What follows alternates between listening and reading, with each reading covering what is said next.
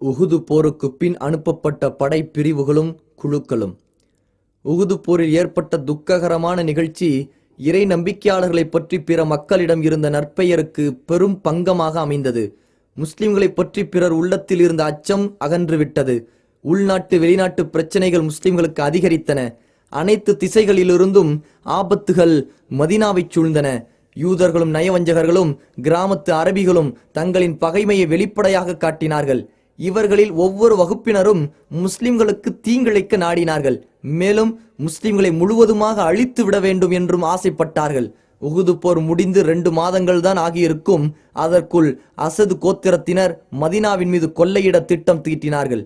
இதற்கு பின் அழல் காரா என்ற 2 வம்சத்தினர் ஹிஜ்ரி 4 சஃபர் மாதம் ஒரு சதித்திட்டம் தீட்டி 10 நபித்தோழர்களை கொன்றார்கள். மேலும் இந்த மாதத்தில் ஆமீர் இப்னு துபைல் என்பவன் சில கிளையினரை தூண்டிவிட்டு 70 முஸ்லிம்களை கொல்ல வைத்தான். இச்சம்பவம் வரலாற்றில் பிஹ்ரு மஊனா என்று அறியப்படுகிறது. மேலும் இக்காலகட்டத்தில் நளிர் வம்ச யூதர்கள் வெளிப்படையாக தங்களின் எதிர்ப்பை காட்டினார்கள். இறுதியாக ஹிஜ்ரி 4 ரபியுல் அவ்வல் மாதம் நபி ஸல்லல்லாஹு அலைஹி வஸல்லம் அவர்களை கொன்று விடுவதற்கு சூழ்ச்சி ஒன்று செய்தார்கள். இதே ஆண்டு ஜமாத்துல் அவ்வல் மாதத்தில் கத்ஃபான் கோத்திரத்தார் மதீனாவின் மீது தாக்குதல் நடத்த துணிவு கொண்டார்கள். முஸ்லிம்கள் மீது பிறருக்கு முன்பிருந்த பயம் உஹுது போரினால் அகன்று விட்டதால் ஒரு காலம் வரை முஸ்லிம்கள் மாற்றார்கள் மூலம் பல ஆபத்துகளுக்கும் அச்சுறுத்தல்களுக்கும் இலக்காயினார்கள். இருப்பினும் நபி முஹம்மது ஸல்லல்லாஹு அலைஹி வஸல்லம் அவர்களின் ஞானமிக்க நுட்பமான நடவடிக்கை இந்த நிலைமையை மாற்றியது. முஸ்லிம்களுக்கு அவர்கள் இழந்த மதிப்பை மீட்டு தந்தது. உயர்வையும் கண்ணியத்தையும் அவர்களுக்கு புதிதாக அளித்தது. இந்த அடிப்படையில் நபி அவர்கள் எடுத்த முதல் முயற்சி அபு சுஃபியானின் படையை விரட்டியடிக்க அவர்கள் எடுத்த நடவடிக்கையாகும். இதன் காரணமாக முஸ்லிம்களின் மதிப்பு சற்று பாதுகாக்கப்பட்டது. அவர்களுக்கு இருந்த உயர்வில் ஓரளவு தக்க வைக்கப்பட்டது. இதைத் தொடர்ந்து மேலும் பல தாக்குதல்களை நபி ஸல்லல்லாஹு அலைஹி வஸல்லம் அவர்கள் மேற்கொண்டார்கள். இத்தாக்குதல்கள் முஸ்லிம்களுக்கு இழந்த கண்ணியத்தையும் மதிப்பையும் மீட்டுக் கொடுத்தது மட்டுமல்லாமல் அதைவிட அதிகமாகவே இப்போது மதிப்பையும் மரியாதையும் ஏற்படுத்தியது. அடுத்து வரும் பகுதிகளில் முஸ்லிம்களுக்கும் முஸ்லிம் அல்லாதவர்களுக்கும் இடையில் நடந்த சில சம்பவங்களை பார்க்க இருக்கிறோம். அபு சலமா படைப்பிரிவு. இது ஹிஜ்ரி 4 முஹர்ரம் மாதத்தில் நடந்தது. உஹுதில் ஏற்பட்ட பின்னடைவுக்கு பின் முஸ்லிம்களுக்கு எதிராக கிளம்பிய முதல் கூட்டம் அசத் இப்னு குஜைமா வம்சமாகும். தல்ஹா இப்னு குவைலித், சலமா இப்னு குவைலித் ஆகிய இருவரும் தங்கள் கூட்டத்தினரையும் தங்களுக்கு கட்டுப்பட்டவர்களை அழைத்து கொண்டு அசத் இப்னு குஜைமாவினரிடம் வந்தார்கள். அவர்களை முஸ்லிம்களின் மீது போர் புரிய தூண்டினார்கள். இந்த செய்தி நபி ஸல்லல்லாஹு அலைஹி வஸல்லம் அவர்களுக்கு கிடைத்தவுடன் 150 வீரர்கள் கொண்ட படைப்பிரிவை ஏற்பாடு செய்து அசது கிளையினரை எதிர்க்க அனுப்பினார்கள். இந்த படையில் முஹாஜிர்களும் அன்சாரிகளும் பங்கேற்றார்கள். அந்த படைப்பிரிவிற்கு அபு சலமாவை தளபதியாக்கி அவரிடம் கொடியை கொடுத்தார்கள். அசத் கிளையினர் தாக்குதல் நடத்த தயாராகும் முன் அவர்கள் தங்களுடைய வீடுகளில் இருக்கும் போதே அவர்கள் மீது அபு சலமா ரலியல்லாஹு அன்ஹு தனது படையினரை அழைத்து கொண்டு திடீரென தாக்கினார்கள். இதை சற்றும் எதிர்பாராத அவர்கள் திக்குமுக்காடி தப்பித்துக் கொள்ள பல பக்கங்களிலும் சிதறி ஓடி ஒளிந்தார்கள். முஸ்லிம்கள் அசதினரின் ஒட்டகங்களையும் ஆடுகளையும் பிடித்து கொண்டு மதீனா வந்தார்கள். அசதினர் எதிர்க்காததால் சண்டை எதுவும் நடைபெறவில்லை. ஏற்கனவே அபு சலமாவிற்கு உஹுது போரில் ஏற்பட்ட காயம் பெரிதாகிவிடவே போரிலிருந்து மதீனா வந்தடைந்த சில நாட்களிலேயே அவர்கள் உயிர் பிரிந்தது. ஆதாரம் ஜாதுல் மஆத். அப்துல்லா இப்னு உனைஸை அனுப்புதல். ஹிஜ்ரி 4 முஹர்ரம் மாதம் பிறை 5 காலித் இப்னு சுஃபியான் என்பவன் முஸ்லிம்களிடம் போர் செய்ய கூட்டம் சேர்ப்பதாக நபி அவர்களுக்கு செய்தி எட்டியது.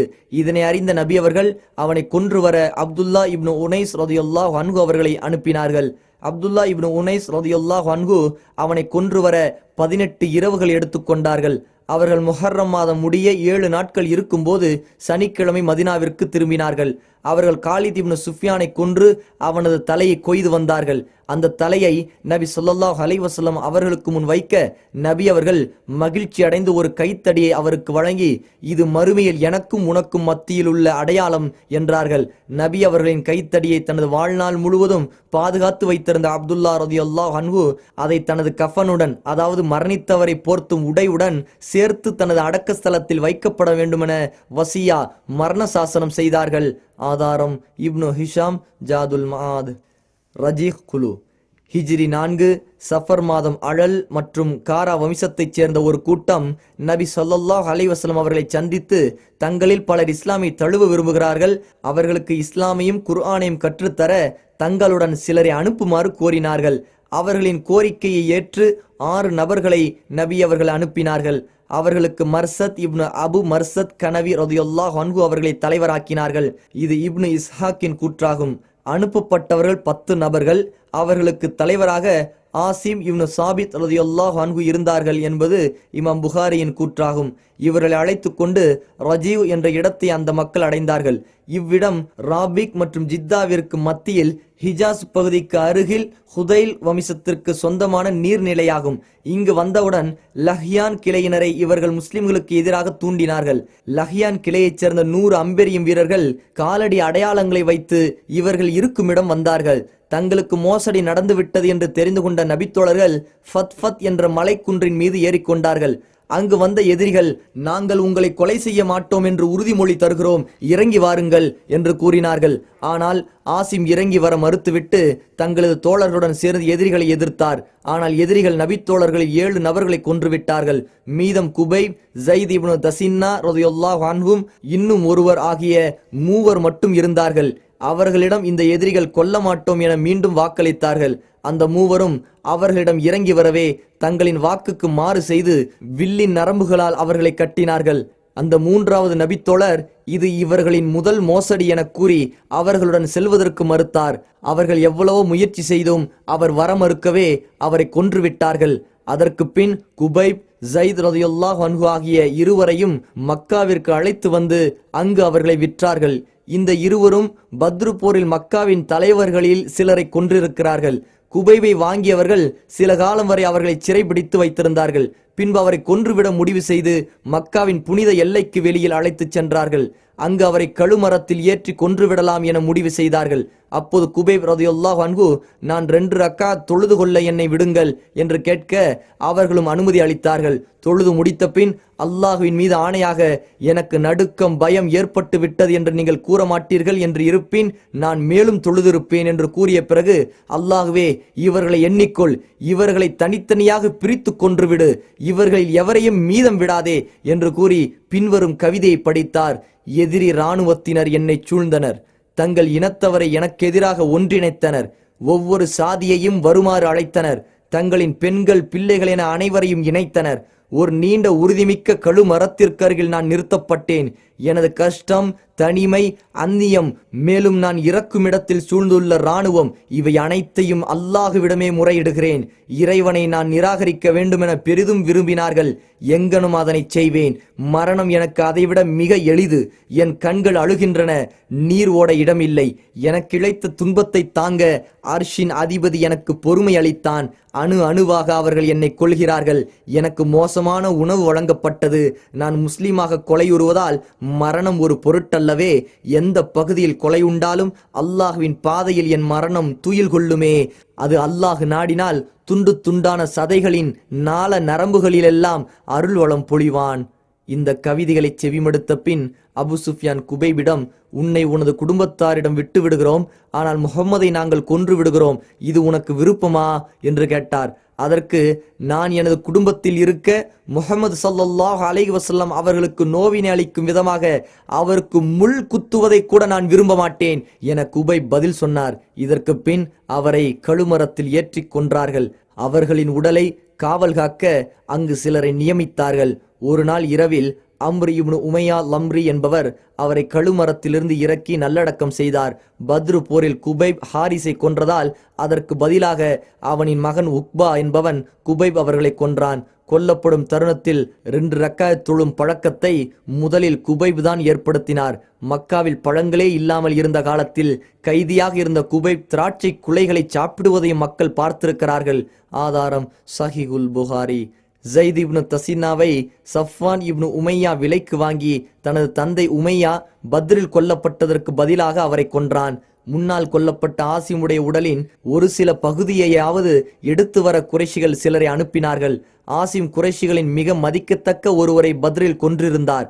ஆசிமை பாதுகாப்பதற்கு அல்லாஹ் தேனை போன்ற சில வண்டுகளை அனுப்பி வந்தவர்களை விரண்டோடச் செய்தான். தான் எந்த இணை வைப்பவனையும் தொடமாட்டேன், எந்த இணை வைப்பவனும் தன்னை தொட்டுவிடக் கூடாது என்று ஆசிம் அல்லாஹ்விடம் துஆ செய்திருந்தார், வேண்டியிருந்தார். அவரின் இந்த வேண்டுதலையும் உறுதியையும் அல்லாஹ் நிறைவேற்றினான். இச்செய்தியை கேள்விப்பட்ட உமர் ரலியல்லாஹு அன்ஹு, அல்லாஹ் மூமினான நம்பிக்கை கொண்ட அடியானை உயிருடன் இருக்கும்போது பாதுகாத்தது போன்று அவரின் மரணத்திற்கு பின்னும் பாதுகாக்கிறான் என்று கூறினார்கள். ஆதாரம் சஹீஹுல் புகாரி, இப்னு ஹிஷாம், ஜாதுல் மஆத். பிஹ்ரு மஊனா. ரஜீஹ் என்ற இடத்தில் நடைபெற்ற மேற்கூறப்பட்ட துக்ககரமான நிகழ்ச்சிக்கு பின் அதைவிட படுபயங்கரமான ஒரு துக்கமான சம்பவம் நிகழ்ந்தது. இதையே வரலாற்றில் பிஹ்ர் மஊனா அசம்பாவிதம் என குறிப்பிடப்படுகிறது. அதன் சுருக்கம் என்னவென்றால், ஈட்டிகளுடன் விளையாடுபவன் என்றழைக்கப்படும் அபு பரா என்ற ஆமீர் இப்னு மாலிக் என்பவன் மதினாவில் நபி ஸல்லல்லாஹு அலைஹி வஸல்லம் அவர்களை சந்தித்தான். நபி அவர்கள் அவனுக்கு இஸ்லாமிய அழைப்பு கொடுத்தார்கள். அவன் அதை ஏற்கவும் இல்லை, அதை மறுக்கவும் இல்லை.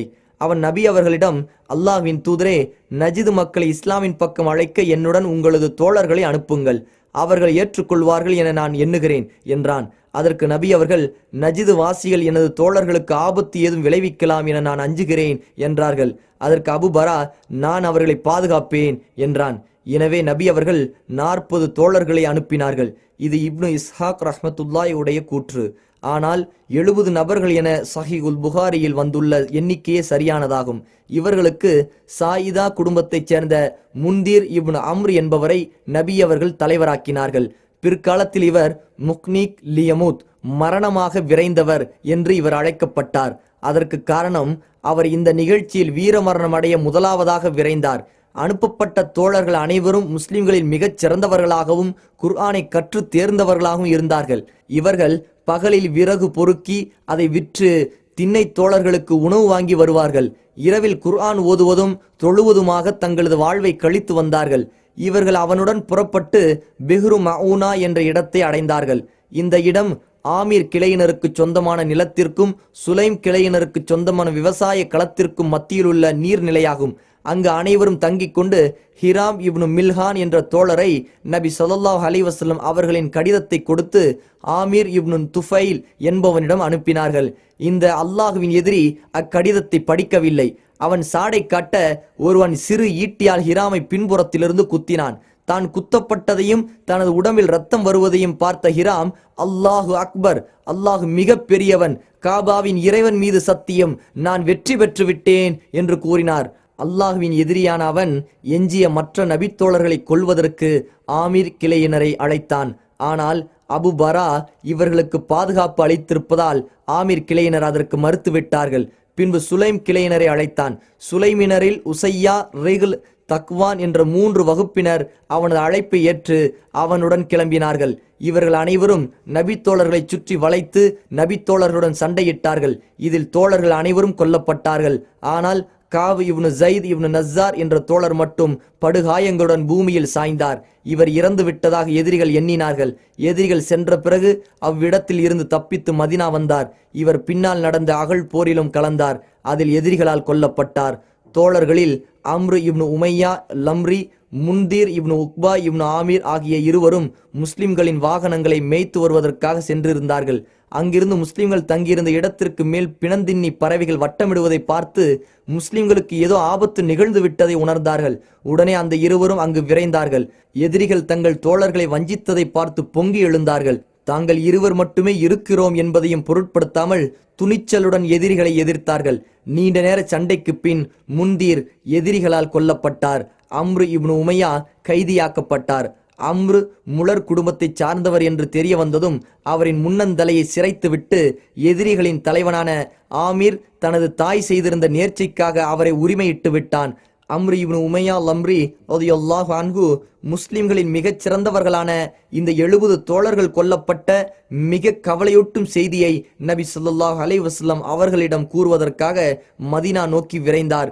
இந்த நிகழ்ச்சி உஹது போரில் ஏற்பட்ட வேதனையை மீண்டும் முஸ்லிம்களுக்கு நினைவூட்டியது. ஆனால் அவர்கள் போரில் சண்டையிட்டு இறந்தார்கள். இவர்கள் வஞ்சகமாக தாக்கப்பட்டு மரணமடைந்தார்கள். அம்ரு இப்னு உமையா ரலியல்லாஹு அன்ஹு மதீனா திரும்பும் வழியில் கனாத் என்ற பள்ளத்தாக்கில் உள்ள கர்கரா என்ற இடத்தில் ஒரு மர நிழலில் தங்கினார். அப்போது கிலாப் கோத்திரத்தைச் சேர்ந்த இருவரும் அதே இடத்தில் வந்து தங்கினார்கள். அம்ரு அவ்விருவரையும் எதிரிகளைச் சேர்ந்தவர்கள் என்றெண்ணி அந்த இருவரும் நன்கு கண் அயர்ந்து விட்ட பின் தனது தோழர்களுக்காக பழிவாங்கும் நோக்கத்தில் அந்த இருவரையும் கொன்றுவிட்டார். ஆனால் கொன்று முடித்த பின் அந்த இருவரிடமும் நபி ஸல்லல்லாஹு அலைஹி வஸல்லம் அவர்களின் ஒப்பந்த கடிதம் இருப்பதை பார்த்தார். அது அவருக்கு முன்னதாக தெரியாது. மதீனா வந்தடைந்ததும் தனது செயலை நபி அவர்களிடம் கூறி வருந்தினார். அதற்கு நபி ஸல்லல்லாஹு அலைஹி வஸல்லம் அவர்கள், நீ கொலை செய்த இருவருக்காக நான் நிச்சயம் கொலை குற்றத்திற்குரிய பரிகாரத் தொகை கொடுக்க வேண்டியது கடமையாகிவிட்டது என கூறி முஸ்லிம்கள் மற்றும் முஸ்லிம்களின் ஒப்பந்தக்காரர்களான யூதர்களிடம் இந்த தீயத்தை வசூல் செய்து கொடுத்தார்கள். ஆதாரம் சஹீஹுல் புகாரி, இப்னு ஹிஷாம், ஜாதுல் மஆத். சில நாட்களுக்குள் நடந்த ரஜீக், பிஹ்ரு மஊன் ஆகிய இந்த இரு நிகழ்ச்சிகள் நபி ஸல்லல்லாஹு அலைஹி வஸல்லம் அவர்களுக்கு பெரும் கவலை அளித்தன. நபி அவர்கள் மிகுந்த சஞ்சலத்திலும் துக்கத்திலும் ஆழ்ந்தார்கள். தங்களின் தோழர்களுக்கு மோசடி செய்த கூட்டத்தினருக்கு எதிராக நபி அவர்கள் பிரார்த்தனை செய்தார்கள். ஆதாரம் இப்னு சாத். அனஸ் ரலியல்லாஹு அன்ஹு கூறுகிறார்கள், தங்களின் தோழர்களை பிஹ்ரு மஊனாவில் கொன்றவர்களை நபி ஸல்லல்லாஹு அலைஹி வஸல்லம் அவர்கள் 30 நாட்கள் சபித்தார்கள்.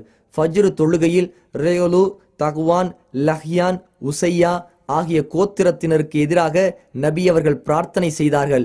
மோசடி செய்த ஒவ்வொரு வகுப்பாரின் பெயரை கூறி வரும்போது உசையா வம்சத்தினர் அல்லாஹுவுக்கும் அவனது தூதருக்கும் மாறு செய்தார்கள் என்று கூறினார்கள். அப்போது அல்லாஹ் நபி ஸல்லல்லாஹு அலைஹி வஸல்லம் அவர்களுக்கு குர்ஆன் வசனம் ஒன்றை இறக்கினான். ஆனால் அதை அல்லாஹ் பிற்காலத்தில் குர்ஆனிலிருந்து எடுத்து விட்டான். நாங்கள் எங்களது இறைவனை சந்தித்தோம், அவன் எங்களை பொருந்திக் கொண்டான், நாங்களும் அவனை பொருந்திக் கொண்டோம் என்ற செய்தியை எங்களது கூட்டத்தினருக்கு எடுத்துச் சொல்லி விடுங்கள் என்பதே அந்த வசனம். அதற்கு பின் நபி ஸல்லல்லாஹு அலைஹி வஸல்லம் அவர்கள் தங்களது இந்த பிரார்த்தனையை நிறுத்தி கொண்டார்கள். ஆதாரம் சஹீஹுல் புகாரி. நளிர் இனத்தவருடன் போர். இது ஹிஜ்ரி 4 ரபியுல் அவ்வல் கிபி 625 ஆகஸ்ட் மாதம் நடந்தது. இஸ்லாம் மற்றும் முஸ்லிம்களின் வளர்ச்சியை பார்த்து யூதர்கள் உள்ளுக்குள் எரிந்தார்கள். முஸ்லிம்களை எதிர்க்க ஆற்றலும் துணிவும் இல்லாததால் சூழ்ச்சி செய்வதிலும் சதித்திட்டம் தீட்டுவதிலும் ஈடுபட்டு வந்தார்கள். தங்களின் பகைமை மற்றும் குரோதத்தையும் அவ்வப்போது வெளிப்படுத்தினார்கள். போர் புரியாமல் வேறு பல வகை தந்திரங்களை கொண்டு முஸ்லிம்களுக்கு தொந்தரவு கொடுத்தார்கள். தங்களுக்கும் முஸ்லிம்களுக்கும் மத்தியில் உடன்படிக்கை மற்றும் ஒப்பந்தங்கள் இருந்தும் அதையெல்லாம் சிறிதும் மதிக்காமல் நடந்தார்கள். கைனுகா குடும்பத்தைச் சேர்ந்த யூதர்களுக்கு நேர்ந்த கதியையும் காப் இப்னு அஷ்ரஃபுக்கு நேர்ந்த கதியையும் பார்த்ததும் இவர்கள் தங்களின் அட்டூழியங்களை அடக்கிக் கொண்டு விஷமத்தனங்களை நிறுத்தி கொண்டார்கள். ஆனால் உஹுது போருக்கு பின் இவர்களுக்கு துணிவு பிறந்தது. பகைமை மற்றும் மோசடியையும் வெளிப்படையாக செய்ய துவங்கினார்கள். மக்காவில் உள்ள இணை வைப்பவர்களுடனும் மதினாவில் உள்ள நயவஞ்சகர்களுடனும் தங்களின் தொடர்பை வலுப்படுத்தி கொண்டு முஸ்லிம்களுக்கு எதிரான செயல்களில் குதித்தார்கள். ஆதாரம் சுனன் அபு தாவூத். நபி ஸல்லல்லாஹு அலைஹி வஸல்லம் இந்த யூதர்கள் குறித்து மிகுந்த பொறுமையை கடைபிடித்து வந்தார்கள். ஆயினும் ரஜீக், பிஹ்ரு மஊன் ஆகிய நிகழ்ச்சிகளுக்கு பின் இவர்களுக்கு புது துணிவு பிறந்தது. அதனால் நபி அவர்களை கொன்றுவிட திட்டம் தீட்டினார்கள். நபி ஸல்லல்லாஹு அலைஹி வஸல்லம் அவர்கள் தங்களின் தோழர்கள் சிலரை அழைத்து கொண்டு இவர்களிடம் வந்தார்கள். அம்ரு இப்னு உமையா லம்ரி என்ற தனது தோழரால் தவறுதலாக கொல்லப்பட்ட கிலாப் குலத்தவர்களின் குடும்பத்தவர்களுக்கு கொடுக்க வேண்டும், அதற்காக தங்களால் ஆன உதவிகளை செய்யும்படி நபி அவர்கள் கோரினார்கள். யூதர்களுக்கும் முஸ்லிம்களுக்கும் மத்தியில் இதற்கு முன் செய்யப்பட்ட உடன்படிக்கையின்படி நஷ்ட ஈடு கொடுக்கும் விஷயத்தில் முஸ்லிம்களுக்கு யூதர்கள் உதவி செய்ய வேண்டும் என்பதும் ஒன்று. காலங்காலமாக சூழ்ச்சிக்கு பெயர் போன வஞ்சக யூதர்கள் நபி அவர்களிடம், இங்கு அமருங்கள், நீங்கள் வந்த தேவையை நாங்கள் நிறைவேற்றி தருகிறோம் என்றார்கள். இவர்கள் கொடுத்த வாக்கை காப்பாற்றுவார்கள் என்று எதிர்பார்த்து நபியவர்கள் அவர்களின் வீட்டுச் சுவரில் சாய்ந்து உட்கார்ந்தார்கள். நபி ஸல்லல்லாஹு அலைஹி வஸல்லம் அவர்களுடன் அபூபக்கர், உமர், அலி ரலியல்லாஹு அன்ஹும் மற்றும் சில தோழர்களும் இருந்தார்கள்.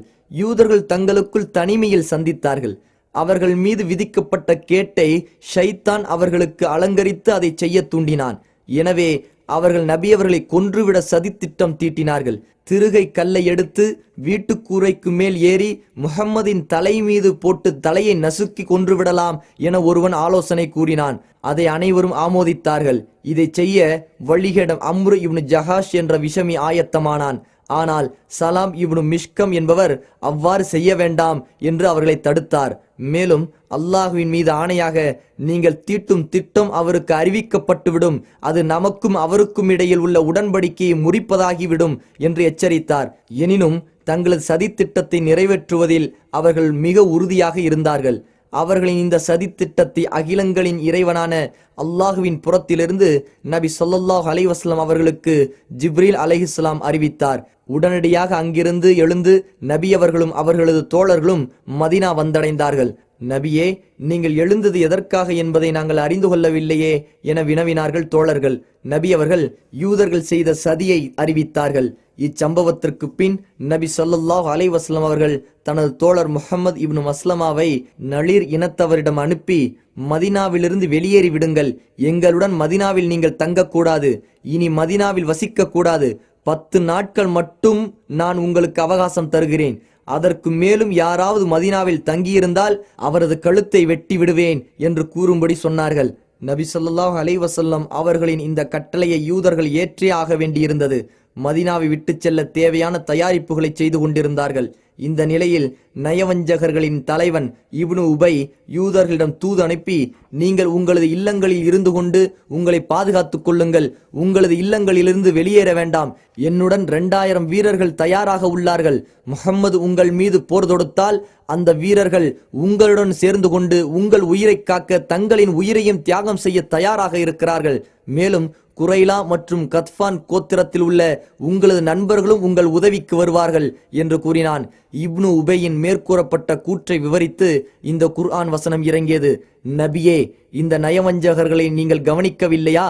அவர்கள் கித்தாபை உடையவர்களில் உள்ள நிராகரிக்கும் தங்கள் சகோதரர்களை நோக்கி, நீங்கள் உங்கள் இல்லத்தை விட்டு வெளியேற்றப்பட்டால் நாங்களும் உங்களுடன் வெளியேறி விடுவோம், உங்கள் விஷயத்தில் உங்களுக்கு எதிராக நாங்கள் ஒருவருக்கும் ஒரு காலத்திலும் கீழ்ப்படிய மாட்டோம், எவரும் உங்களை எதிர்த்து போர் புரிந்தால் நிச்சயமாக நாம் உங்களுக்கு உதவி புரிவோம் என்றும் கூறுகிறார்கள்.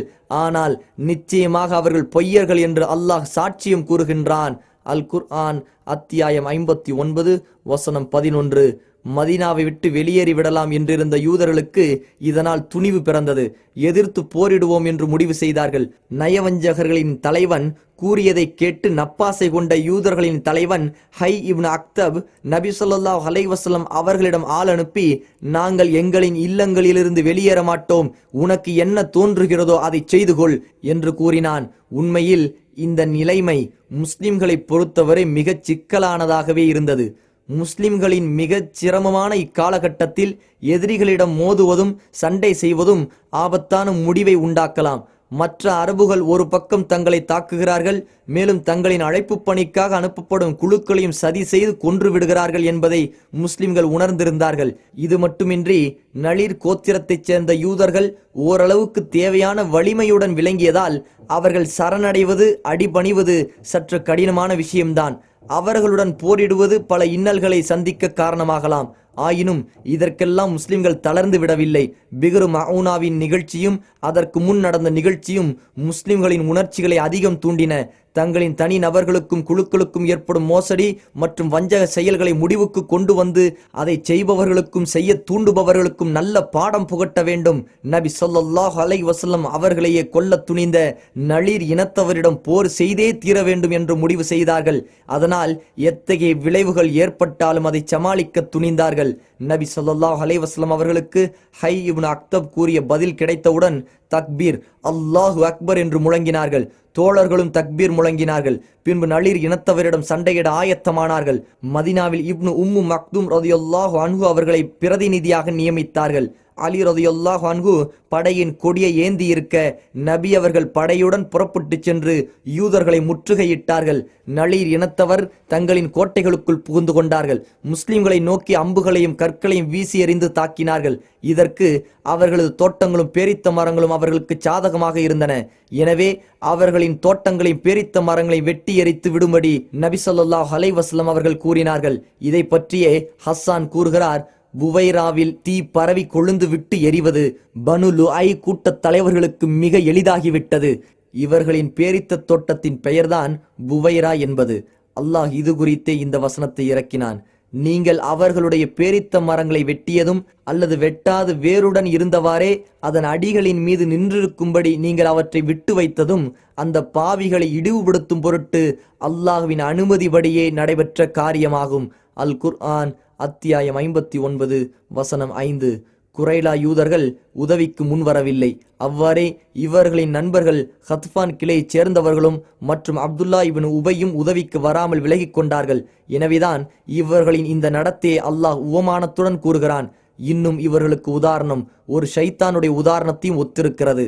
அவன் மனிதனை நோக்கி, நீ அல்லாஹ்வையும் அவனுடைய தூதரையும் நிராகரித்து விடு என்று கூறுகின்றான். அவ்வாறே அவனும் நிராகரித்து விட்டான். பின்பு ஷைத்தான் அவனை நோக்கி, நிச்சயமாக நான் உன்னை விட்டு விலகிவிட்டேன், ஏனென்றால் உலகத்தாரின் இறைவனாகிய அல்லாஹுக்கு மெய்யாகவே நான் பயப்படுகிறேன் என்று கூறுவான். அல் குர்ஆன் அத்தியாயம் 59 வசனம் 16. முற்றுகை 6 அல்லது 15 இரவுகள் நீடித்தன. அல்லாஹ் யூதர்களின் உள்ளத்தில் பயத்தையும் நடுக்கத்தையும் போட்டான். ஆயுதங்களை கீழே போட்டு நாங்கள் பணிந்து விடுகிறோம், நாங்கள் மதீனாவை விட்டு வெளியேறி விடுகிறோம் என்று நபி அவர்களிடம் தூது அனுப்பினார்கள். அதற்கு நபி ஸல்லல்லாஹு அலைஹி வஸல்லம் அவர்கள், உங்களையும் உங்கள் பிள்ளை குட்டிகளையும் அழைத்து கொண்டு இங்கிருந்து சென்று விடுங்கள். ஒட்டகங்கள் சுமக்கும் அளவுள்ள சாமான்களையும் உங்களுடன் நீங்கள் எடுத்துச் செல்லலாம், ஆயுதங்களை எடுத்துச் செல்லக்கூடாது என்று கூறினார்கள். இந்த நிபந்தனைக்கு அவர்கள் அடிபணிந்தார்கள். தங்களுக்கு பிறகு தங்கள் வீடுகளை எவரும் பயன்படுத்தக்கூடாது என்பதற்காக அவற்றை அழித்தார்கள். வீட்டு கதவுகளையும் ஜன்னல்களையும் பெயர்த்து தங்களுடன் எடுத்துக்கொண்டார்கள். அவர்களில் சிலரோ ஆணிகளையும் முகட்டிலிருந்த பலகைகளையும் முளை கம்புகளையும் கூட தங்களுடன் எடுத்துக்கொண்டார்கள். பின்பு பெண்கள் சிறுவர்கள் அனைவரையும் அழைத்து கொண்டு 600 ஒட்டகைகளில் புறப்பட்டார்கள். ஹை இப்னு அக்தப், சல்லாம் இப்னு அபு ஹுகைக் போன்ற தலைவர்களும் மற்றும் பெரும்பாலான யூதர்களும் கைபர் சென்று தங்கினார்கள். மற்றவர்கள் ஷாம் நாட்டிற்கு சென்றார்கள். அவர்களில் 2 மட்டும் இஸ்லாமை ஏற்றுக்கொண்டதால் தங்களது சொத்து செல்வங்களுடன் மதினாவில் தங்க அனுமதிக்கப்பட்டார்கள். நபி ஸல்லல்லாஹு அலைஹி வஸல்லம் அவர்கள் இம்மக்களின் ஆயுதங்கள், அவர்களது வீடுகள், நிலங்கள், செல்வங்கள் என அனைத்தையும் கைப்பற்றினார்கள். மொத்தம் 50 கவச ஆடைகளையும் 50 தலை கவசங்களும் 340 வாள்களும் இருந்தன. இந்த யூதர்களின் செல்வங்கள், சொத்துகள், வீடுகள், நிலங்கள் அனைத்தையும் அல்லாஹ் நபி ஸல்லல்லாஹு அலைஹி வஸல்லம் அவர்களுக்கு மட்டும் அருளினான். அவர்களின் விருப்பத்திற்கு ஏற்ப அதை செய்து கொள்ள முழு அனுமதி அளித்தான். அதை 5 பங்காக ஆக்க வேண்டும் என்று நபி அவர்களுக்கு கட்டளையிடவில்லை. ஏனென்றால் இது சண்டையின்றி கிடைத்த பொருளாகும். இப்பொருட்களை முந்திய முஹாஜிர்களுக்கு, மக்காவிலிருந்து மதினாவில் குடியேறியவர்களுக்கு மட்டும் நபி அவர்கள் பங்கு வைத்தார்கள். ஆனால் அன்சாரிகளில் ஏழையாக இருந்த அபு துஜானா, சஹல் இப்னு ஹுனைஃப் ரலியல்லாஹு அன்ஹும் இருவருக்கும் அதில் பங்கு கொடுத்தார்கள். அதிலிருந்துதான் நபி ஸல்லல்லாஹு அலைஹி வஸல்லம் அவர்கள் தமது குடும்பத்தினருக்கு ஓராண்டுக்கு தேவையானவற்றை கொடுத்து வந்தார்கள். மீதமிருந்ததை அல்லாஹ்வின் பாதையில் போருக்கு பயன்படுத்தினார்கள். இப்போர் குறித்த விவரங்களை முழுவதுமாக ஹஷ்ர் என்ற அத்தியாயத்தில் அல்லாஹ் இறக்கினான். இந்த அத்தியாயத்தில் யூதர்கள் எவ்வாறு விரட்டியடிக்கப்பட்டார்கள், நயவஞ்சகர்களின் கொள்கையும் பழக்கமும் எவ்வாறானது, போரின்றி கிடைக்கும் செல்வத்தின் சட்டம் என்ன போன்ற விவரங்கள் கூறப்பட்டன. மேலும் முஹாஜிர்கள், அன்சாரிகள் குறித்து அல்லாஹ் இந்த அத்தியாயத்தில் புகழ்ந்து கூறியிருக்கின்றான். போர் நலன்களை கருத்தில் கொண்டு எதிரிகளுக்கு சொந்தமான மரங்களை வெட்டுவதும் கொளுத்துவதும் சரியானதே, இது விஷமத்தனமாக ஆகாது என்று அல்லாஹ் இந்த அத்தியாயத்தில் கூறியுள்ளான். அத்துடன் முஸ்லிம்கள் எப்போதும் இறையச்சத்தை கடைபிடித்து மறுமைக்கான நல்ல காரியங்களை செய்ய வேண்டும் என்று கட்டளையிட்டு இறுதியாக தனது புகழ்ச்சியை கூறி உயர்வுமிக்க தனது பெயர்களை விவரித்து அத்தியாயத்தை நிறைவு செய்கிறான். இந்த அத்தியாயத்தில் நளீர் இன யூதர்களை குறித்து முழுவதுமாக கூறப்பட்டிருப்பதால் இந்த அத்தியாயத்தை நளீர் என்றும் கூறலாம் என இப்னு அப்பாஸ் ரலியல்லாஹு அன்ஹு கூறுகிறார்கள். ஆதாரம் ஸஹீஹுல் புகாரி, இப்னு ஹிஷாம் ஜாதுல் மஆத். இப்னு இஸ்ஹாக் ரஹ்மத்துல்லாஹி அலைஹி மற்றும் பெரும்பான்மையான வரலாற்று ஆசிரியர்கள் இப்போர் குறித்து கூறியதை நாம் இதுவரை பார்த்தோம். அபு தாவூத், அப்துர் ரஸாக் ரஹ்மத்துல்லாஹி அலைஹி மற்றும் பல அறிஞர்கள் இச்சம்பவத்திற்கு வேறு பல காரணங்களை கூறுகிறார்கள். அதாவது, பத்ரு போருக்கு பின் குறைஷிகள் நளீர் இன யூதர்களுக்கு கடிதம் எழுதினார்கள். அதில், நீங்கள் மதினாவில் நல்ல பாதுகாப்புடன் வாழ்கிறீர்கள், உங்களிடம் கோட்டைகளும் அரண்களும் உள்ளன, எனவே அங்கு இருக்கும் எங்களுடைய ஊர்வாசிகளிடம் நீங்கள் போர் செய்யுங்கள். அவ்வாறு செய்யாவிட்டால் நாங்கள் உங்களுக்கு பல வகையில் தொல்லைகள் தருவோம், உங்களின் பெண்களை எங்களை விட்டும் நீங்கள் காப்பாற்றிக் கொள்ள முடியாது. இவ்வாறு கடிதத்தில் குறைஷிகள் குறிப்பிட்டிருந்தார்கள். இக்கடிதத்தை பார்த்தவுடன் நளீர் கிளையினர் நபி ஸல்லல்லாஹு அலைஹி வஸல்லம் அவர்களுடன் செய்த உடன்படிக்கைக்கு துரோகம் செய்ய முடிவெடுத்தார்கள். அவர்கள் நபி அவர்களிடம் தூது அனுப்பி, நீங்கள் உங்களுடைய 30 தோழர்களுடன் எங்களிடம் வாருங்கள், நாங்கள் எங்களுடைய 30 அறிஞர்களை அழைத்து கொண்டு வருகிறோம், குறிப்பிட்ட ஓரிடத்தில் நாம் சந்திப்போம், நீங்கள் கூறுவதை எங்களது பாதிரிகள் கேட்பார்கள், அவர்கள் கூறுவதை நீங்கள் உண்மை என்று ஆமோதித்து உங்களை நம்பிக்கை கொண்டால் நாங்கள் அனைவரும் உங்களை நம்பிக்கை கொள்வோம் என்று கூறினார்கள். நபி ஸல்லல்லாஹு அலைஹி வஸல்லம் அவர்கள் 30 தோழர்களை அழைத்து கொண்டு புறப்பட்டார்கள். யூதர்களும் தங்களது 30 பாதிரிகளுடன் வந்தார்கள். இரு குழுக்களும் ஒரு திறந்தவெளி மைதானத்திற்கு வந்தவுடன் யூதர்கள் தங்களுக்குள், இப்போது எப்படி இவரை, அதாவது முஹம்மதை நாம் கொல்ல முடியும்? இவரை சுற்றி 30 தோழர்கள் இருக்கிறார்கள். அந்த தோழர்கள் இவருக்காக தங்களது உயிரையும் அர்ப்பணிக்க துணிந்தவர்களாயிற்றே. எனவே நாம் இப்போது நமது திட்டத்தை நிறைவேற்றுவது சரியல்ல என்று யோசித்தார்கள். ஒரு வழியாக வேறு முடிவெடுத்து திரும்ப நபி ஸல்லல்லாஹு அலைஹி வஸல்லம் அவர்களிடம் வந்து, நாம் இப்போது 60 நபர்களாக இருக்கும்போது நீங்கள் கூறுவதை எங்களால் சரியாக புரிந்து கொள்ள முடியாது, நாங்கள் கூறுவதையும் உங்களால் சரியாக புரிந்து கொள்ள முடியாது. எனவே 3 தோழர்களை மட்டும் அழைத்து கொண்டு வாருங்கள். நாங்களும் 3 அறிஞர்களை மட்டும் அழைத்து வருகிறோம். அந்த அறிஞர்கள் நீங்கள் கூறுபவற்றை கேட்பார்கள். அவர்கள் உங்கள் மீது நம்பிக்கை கொண்டால் நாங்களும் உங்கள் மீது நம்பிக்கை கொள்வோம், உங்களை உண்மையாளர் என்று ஏற்றுக்கொள்வோம் என்றார்கள். இதற்கும் நபி ஸல்லல்லாஹு அலைஹி வஸல்லம் அவர்கள் இணங்கி 3 தோழர்களை மட்டும் அழைத்து கொண்டு சந்திக்க புறப்பட்டார்கள். யூதர்கள் தங்களுடன் வீச்சரிவாளை எடுத்துக்கொண்டு நபி அவர்களை திடீரென பாய்ந்து கொன்றுவிட வேண்டும் என்ற முடிவில் வந்தார்கள். ஆனால் நளிர் கோத்திரத்தில் உள்ள ஒரு பெண் முஸ்லிமான தன் உறவினர் ஒருவருக்கு இந்த சதி திட்டத்தை பற்றி அறிவித்தார். அவர் நபி அவர்கள் அங்கு செல்வதற்கு முன் அவர்களை சந்தித்து செய்தியை கூறினார். இதை கேட்டவுடன் நபி அவர்கள் போகாமல் பாதி வழியிலேயே திரும்பி விட்டார்கள். அதற்கடுத்த நாள் நபி ஸல்லல்லாஹு அலைஹி வஸல்லம் அவர்கள் படையுடன் யூதர்களை முற்றுகையிட்டார்கள். அப்போது அவர்களிடம், நீங்கள் எனக்கு ஒப்பந்தம் செய்து கொடுக்காதவரை உங்களுக்கு என்னிடம் எவ்வித பாதுகாப்பும் நிச்சயம் இல்லை என்று கூறினார்கள். ஆனால் நளிர் யூதர்கள் அதற்கு ஒத்துவரவில்லை. ஆகவே நபி அவர்களும் முஸ்லிம்களும் அன்றைய தினம் அவர்களுடன் போர் புரிந்தார்கள். பின்பு 2ஆம் நாள் அவர்களுடன் போர் செய்யாமல் அவர்களை அவர்களின் நிலைமையிலேயே விட்டு அவர்களுக்கு அருகில் உள்ள குறைலா யூதர்களிடம் நபி ஸல்லல்லாஹு அலைஹி வஸல்லம் படையுடன் சென்று அவர்களிடம், நீங்கள் எனக்கு ஒரு ஒப்பந்தத்தை செய்து கொடுத்தால் நான் உங்களுடன் போர் செய்ய மாட்டேன் என்றார்கள். குறைலா யூதர்களும் அதற்கு இணங்கி நபி அவர்களிடம் ஒப்பந்தம் செய்தார்கள். பின்பு நபி ஸல்லல்லாஹு அலைஹி வஸல்லம் மீண்டும் நளிர் இனத்தவரிடம் சென்று அவர்களுடன் சண்டையிட்டார்கள். அவர்கள் தாக்கு பிடிக்க முடியாமல் இறுதியாக நபி அவர்களிடம் சரணடைந்தார்கள். அதாவது மதீனாவை விட்டு வெளியேற வேண்டும், ஆயுதங்களை தவிர மற்ற பொருட்களை ஒட்டகம் சுமக்கும் அளவிற்கு எடுத்துச் செல்லலாம் என்ற நிபந்தனைக்கும் கட்டுப்பட்டு போரை முடித்து கொண்டார்கள். பின்பு தங்களின் வீடுகளை நாசப்படுத்தினார்கள். அதை இடித்து தள்ளி அதிலிருந்த மரப்பலகைகளையும் எடுத்துக்கொண்டார்கள். இதுதான் முதன் முறையாக யூதர்களை நாடு கடத்திய சம்பவமாகும். இவர்களை மதீனாவிலிருந்து ஷாம் தேசத்திற்கு நாடு கடத்தப்பட்டது. ஆதாரம் முசன்னஃப் அப்துர் ரஸாக், சுனன் அபு தாவூத். நஜ்து போர். இது ஹிஜ்ரி 4 ரபியுல் ஆஹிர் அல்லது ஜுமாத்துல் அல் ஊலாவில் நடைபெற்றது. சண்டையும் உயிர் பலியுமின்றி நளிர் போரில் முஸ்லிம்களுக்கு கிடைத்த வெற்றி முஸ்லிம்களின் வலிமையை மீண்டும் மதீனாவில் நிலைநாட்டியது. நயவஞ்சகர்கள் தங்களது சூழ்ச்சிகளை வெளிப்படுத்துவதை கைவிட்டார்கள். அதனால் முஸ்லிம்களுக்கு உள்நாட்டு குழப்பம் குறைந்தது. ஆகவே இப்போது மதீனாவிற்கு வெளியில் விஷமம் செய்து வந்த கிராம அரபிகளின் அக்கிரமத்தை அடக்க நபி ஸல்லல்லாஹு அலைஹி வஸல்லம் அவர்கள் நடவடிக்கை எடுத்தார்கள். இந்த கிராம அரபிகள் தான் உஹுது போருக்கு பின் முஸ்லிம்களுக்கு பெரும் இன்னல்கள் விளைவித்து வந்தார்கள்.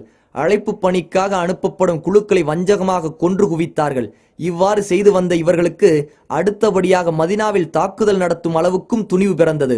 முஸ்லிம் குழுக்களுக்கு மோசடி செய்து வந்த அந்த கிராம அரபிகளை தண்டிப்பதற்கு முன் கத்ஃபான் கோத்திரத்தைச் சேர்ந்த பனு சாலபா என்ற பிரிவினரும் பனு முஹாரிப் என்ற பிரிவினரும் மதீனாவின் மீது படையெடுக்க ஒன்று சேர்கிறார்கள் என்னும் செய்தி நபி ஸல்லல்லாஹு அலைஹி வஸல்லம் அவர்களுக்கு கிடைத்தது. இந்த செய்தி கிடைத்ததும் உடனடியாக நபி அவர்கள் படையை திரட்டி கொண்டு நஜ்து பகுதியிலுள்ள கிராமங்களுக்கு சென்றார்கள். அங்குள்ள அனைத்து இடங்களையும் கிராமங்களையும் படையுடன் சுற்றி வந்தார்கள். முஸ்லிம்களின் வருகை அறிந்த அந்த ஊர்வாசிகள் தங்களின் இல்லங்களிலிருந்து வெளியேறி மலை உச்சிக்கு சென்று தப்பித்துக் கொண்டார்கள். இவ்வாறு அழிச்சாட்டியம் செய்யும் இந்த கூட்டங்களை எல்லாம் முஸ்லிம்கள் பதிலுக்கு மிரட்டி அவர்களது உள்ளங்களில் தங்களை பற்றி அச்சத்தை ஏற்படுத்திவிட்டு பாதுகாப்புடன் மதீனா திரும்பினார்கள். மேற்கண்ட சம்பவங்கள் தொடர்பாக நடந்த குறிப்பிட்ட ஒரு போரை பற்றி வரலாற்று ஆசிரியர்கள் கூறியிருப்பதின் விவரம் என்னவென்றால், ஹிஜ்ரி 4 ரபியுல் ஆஹிர் அல்லது ஜுமாத்தா அல் ஊலா மாதம் ஒரு போர் நடைபெற்றது. அதற்கு தாத்துர் ரிகா என்று கூறப்படும். இந்த போர் காலத்தின் சூழ்நிலைக்கு ஏற்ப அவசியமான ஒன்றாக இருந்தது. ஏனென்றால் உஹுதிலிருந்து திரும்பிச் செல்லும் போது அபு சுஃபியான் அடுத்த வருடம் ஹிஜ்ரி 4 பத்ரு மைதானத்தில் சந்திப்போம் என்று கூறி சென்றிருந்தார். அந்த நாளும் மிக நெருக்கமாக இருந்தது. இந்த நேரத்தில் மதினாவை முற்றிலுமாக காலி செய்துவிட்டு செல்வதும் உசிதமானதல்ல. ஏனென்றால் கிராமவாசிகளின் அட்டகாசம் அத்துமீறி இருந்தது. இவர்களின் கொடுக்கை நறுக்காமல், இவர்களின் விஷமத்தனத்திற்கு முடிவு கட்டாமல் மதினாவை காலியாக விட்டு செல்வது நல்லதல்ல. இவர்கள் மதினா காலியாகி விட்டதை தங்களுக்கு வாய்ப்பாக கருதி மதினாவின் மீது கொள்ளையிட அல்லது தாக்குதல் நடத்த வரலாம். எனவே அபு சுஃபியானின் படையை பத்ரில் சந்திக்க செல்லும் முன் இவர்களுக்கு சரியான பாடம் புகட்டி இவர்களை அடக்க வேண்டும் என நபி அவர்கள் முடிவெடுத்தார்கள். அதற்கு பின் கிராமவாசிகளை அவர்களது கிராமங்களுக்கு சென்று அச்சுறுத்திவிட்டு நபி ஸல்லல்லாஹு அலைஹி வஸல்லம் அவர்கள் மதினா திரும்பினார்கள். இந்த பயணத்தில் சண்டை எதுவும் நடைபெறவில்லை. ஆக இந்த போருக்கு வரலாற்று ஆசிரியர்கள் தாத்துர் ரிகா என்று கூறுகிறார்கள். ஆனால் இக்கூற்று சரியல்ல. இப்போருக்கு தாத்துர் ரிகா என்று சொல்வது தவறாகும். ஏனென்றால் தாத்துர் ரிகா போரில் அபு ஹுரைராவும் அபு மூசாவும் ரலியல்லாஹு அன்ஹும் கலந்து கொண்டார்கள். அபு ஹுரைரா ரலியல்லாஹு அன்ஹு கைபர் போருக்கு சில நாட்கள் முன்புதான் முஸ்லிமானார்கள்.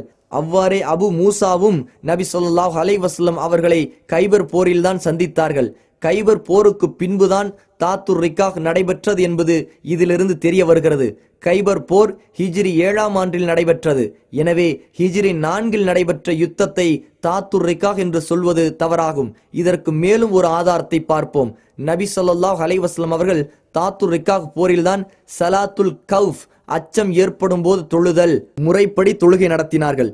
இத்தொழுகை அஸ்ஃபான் போரில்தான் முதலில் அனுமதிக்கப்பட்டது. அஸ்ஃபான் போர் அகழ் போருக்கு பின் நடைபெற்றது. அகழ் போர் ஹிஜ்ரி 5இன் இறுதியில் நடைபெற்றது. இதிலிருந்து ஹிஜ்ரி 4இல் நடந்த போரை தாத்துர் ரிகா என்று குறிப்பிடுவது தவறாகும். தாத்துர் ரிகா போர் வேறு, ஹிஜ்ரி 4இல் நடைபெற்ற போர் வேறு. 2ஆம் பத்ரு போர், இது ஹிஜ்ரி 4 ஷாபான் மாதம் கிபி 626 ஜனவரியில் நடைபெற்றதாகும். இவ்வாறு முஸ்லிம்கள் கிராமவாசிகளின் கொடுக்கை வெட்டி அவர்களது விஷமத்தை ஒழித்து விட்டார்கள்.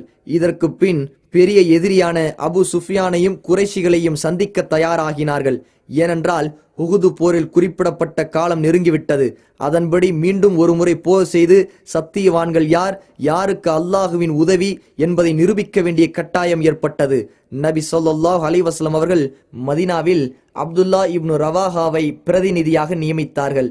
பிறகு 1500 தோழர்கள் மற்றும் 10 குதிரைகளுடன் பத்ரை நோக்கி புறப்பட்டார்கள்.